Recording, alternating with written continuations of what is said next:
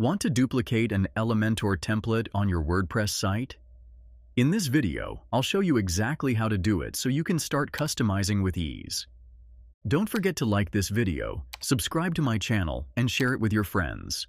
So, first, open your browser and head to the WordPress admin panel.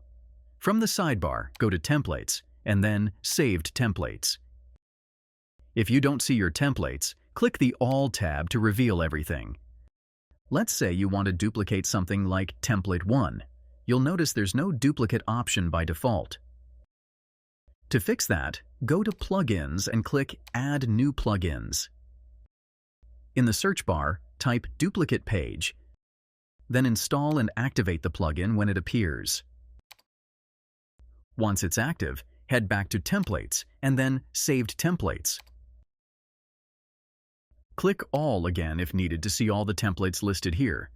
Now, when you hover over your chosen template, you'll see a Duplicate This option. Click it. The duplicated template will appear as a draft. Click Edit to rename it or update the permalink. Then hit Publish on the right-hand side. And that's it. Your template is now duplicated and ready to go.